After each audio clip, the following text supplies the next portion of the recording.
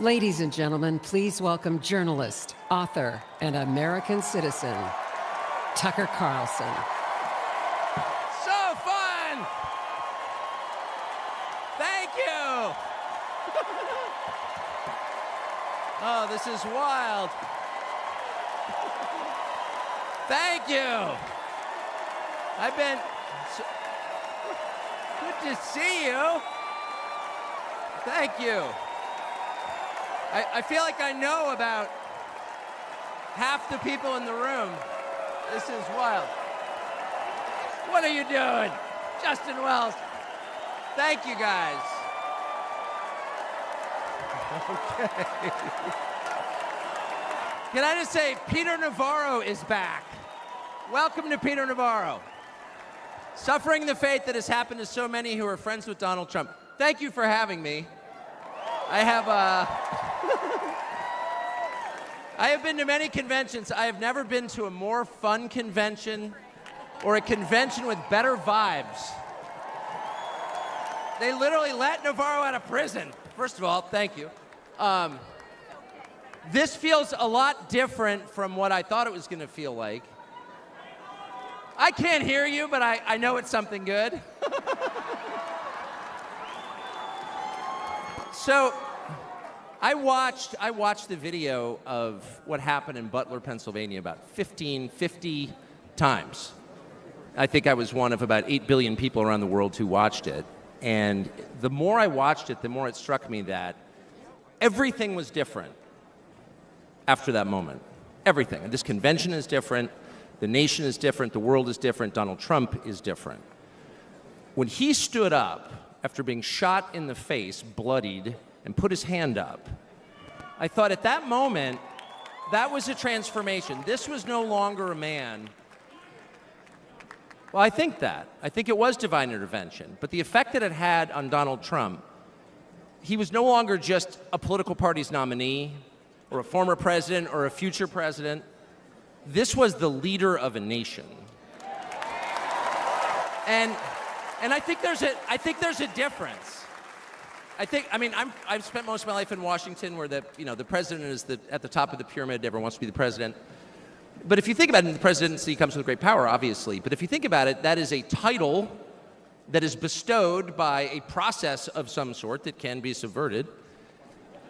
And in the end, it does not confer by itself, as no title does, legitimacy.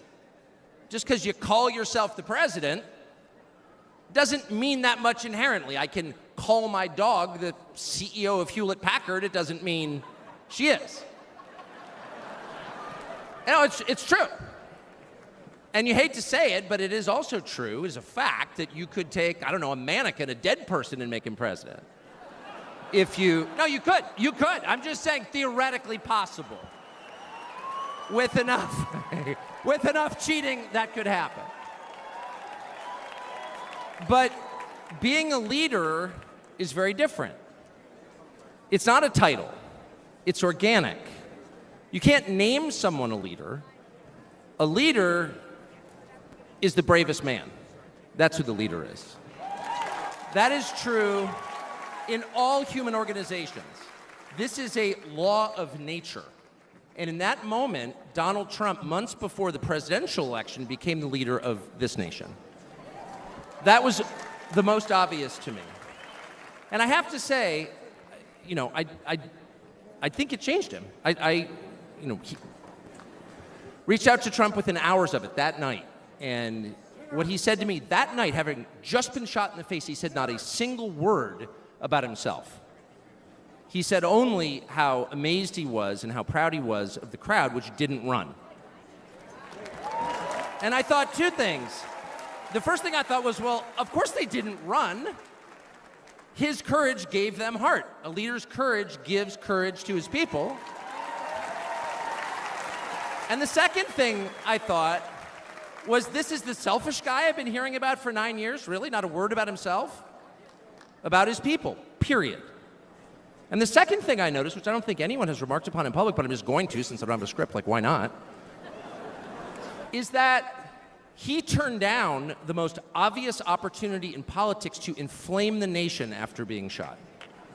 to inflame the nation, which is an opportunity that almost every other politician I've ever met, and certainly his opponents, would have taken instantly. And they would have said, well, what is this?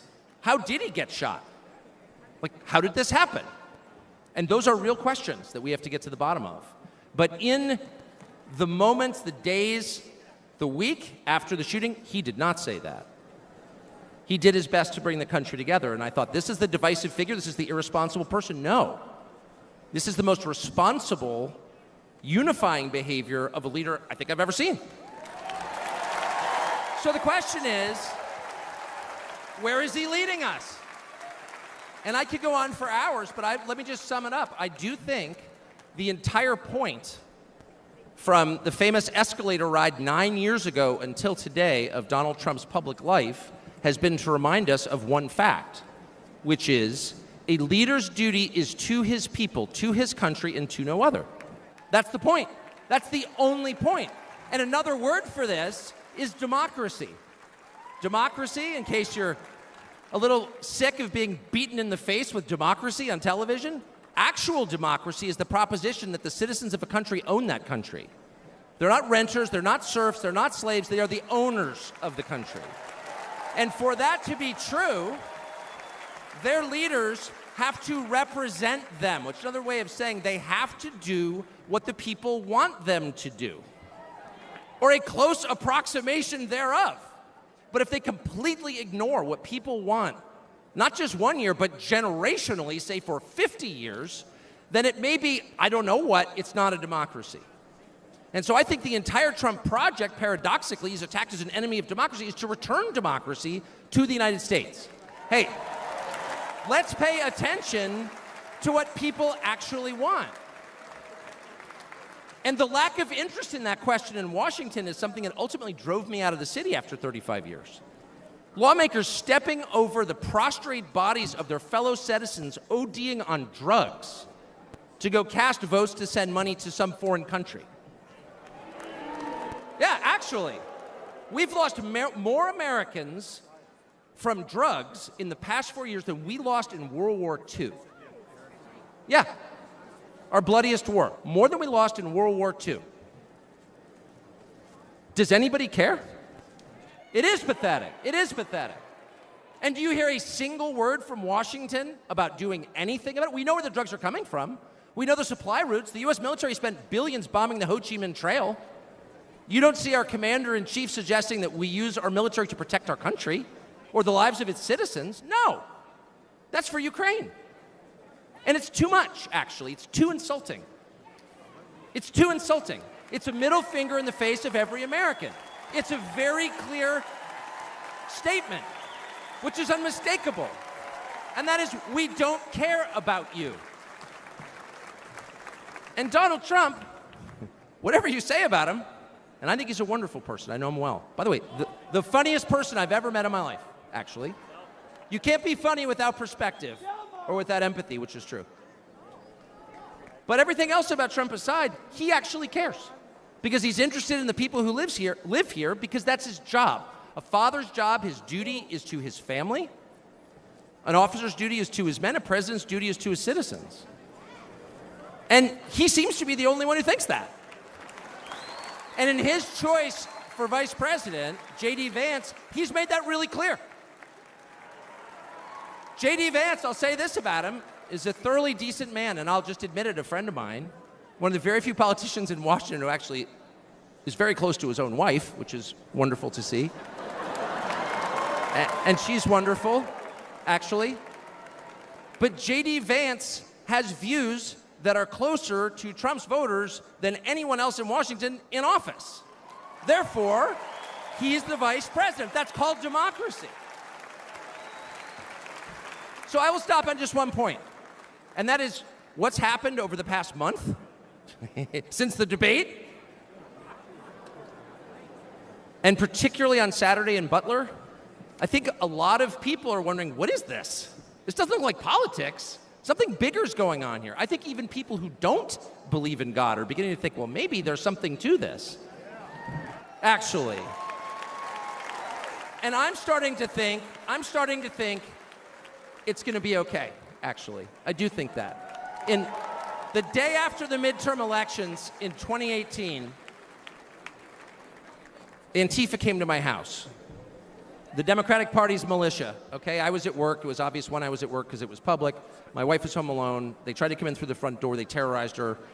She hid in our pantry. It was on television. It was horrible, actually. It was, I mean, I'm not whining about it. I wasn't getting shot in the face, but it wrecked our day. And the next morning, we're lying in bed, and the phone rings for my wife, and it's Donald Trump, who's not like a regular text buddy of Donald Trump's. She picks it up, hello? Susie, it's Donald Trump. And it's coming through, I could hear it. You know, I'm lying in bed, whoa. And the first thing he says is, I'm gonna stand guard outside your house. And she goes, oh, that's so nice. And he says, I'll never forget this as long as I live. He says, you know, there's a lot of hate out there. And she said, you know, there is, Mr. President. And then he says, but there's a lot of love. There's a lot of love. And we are seeing that love. I don't think it's human love.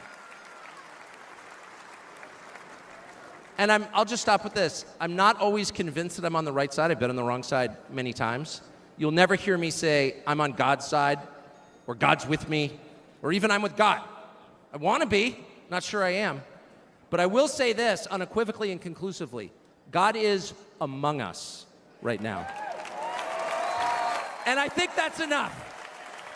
God bless you.